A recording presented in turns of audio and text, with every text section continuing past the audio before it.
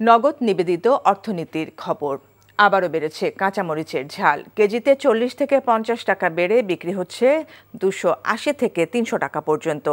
আর ঊর্ধ্বমুখী সবজির দাম। তবে কিছুটা কমেছে সোনালী মুরগি, আলু ও পেঁয়াজের দাম।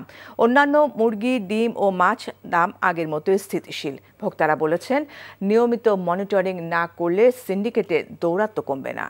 মেজবাহ হাসানের রিপোর্ট। গত সপ্তাহে কিছুটা নিম্নমুখী ছিল নিত্যপণ্যের দাম। এক সপ্তাহের ব্যবধানে সবজিসহ অনেক পণ্যের দাম ঊর্ধ্বমুখী। তাই বাজারে আসা ক্রেতারা অনেকটাই ক্ষুব্ধ। বলছেন, ব্যবসায়ীদের দৌরাত্ম্য কমাতে না পারলে নিয়ন্ত্রণে আসবে না বাজার। অসাধু ব্যবসায়ীরা আমাদের মতো যদি প্রতিটা ব্যক্তি যদি আমাদের মতো নিজ নিজ স্থান থেকে যদি সবাই সচেতন হতো, আজকে আমাদের দেশটা এ পর্যায়ে যেত না। গেল সপ্তাহের তুলনায় কেন সবজির দাম বেড়েছে তা নিয়ে ক্রেতা বিক্রেতাদের মধ্যে মতপার্থক্য অনেক। ছাত্ররা আসতেছে না বাজারে, আবার সেই যা 80, 70, 100 এরকম হয়েছে। তো আসলে আমাদের দেশে ওই ব্যবসায়ী যারা, তারা দুর্দান্ত সাহসী। কাঁচামরিচ ইন্ডিয়ান থেকে কম আসতেছে।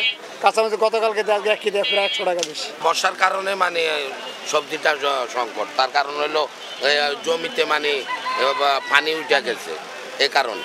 চাঁদাবাজি যদি বন্ধ হয়, এইসব দৌরাত্ম্য যদি বন্ধ হয়, ওদের যদি এক্সট্রা টাকা পয়সাগুলি না দিতে হয়, তাহলে এক সময়ে তারা বাধ্য হবে জিনিসপত্রের দাম কমাইতে। আর মানুষের মধ্যে যেটা আসছে, মানুষ এখন প্রশ্ন করা শিখছে, এটার দাম এত বেশি কেন। এক সপ্তাহের ব্যবধানে ব্রয়লার মুরগির দামে তেমন পরিবর্তন নেই, তবে কমেছে সোনালীর দাম। এছাড়া ডজন প্রতি ডিমের দাম 150 থেকে 155 টাকা। ব্রয়লার মুরগি আমরা আজকে 155 টাকা আনছি, 65 টাকা 60 টাকা বিক্রি করতেছি। আর সোনালী মুরগি 230-40 টাকা বিক্রি করতেছি। বাজার মনিটরিং বৃদ্ধি ও ব্যবসায়ীদের সাথে জড়িতদের সবাই সততার সাথে এগিয়ে আসলেই বাজার নিয়ন্ত্রণ সম্ভব বলে মত ক্রেতাদের। Mezbah Hasan, NTV news, Dhaka.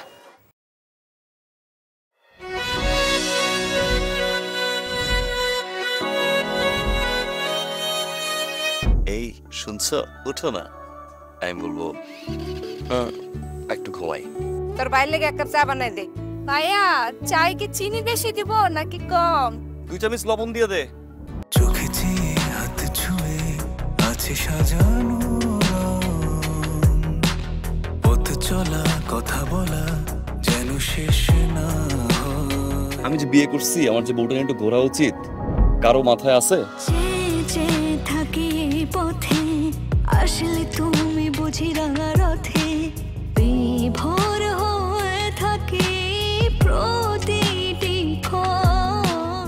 ডাক্তারের কাছে যাবো স্যার। আমার একটু নিয়ে চলেন না।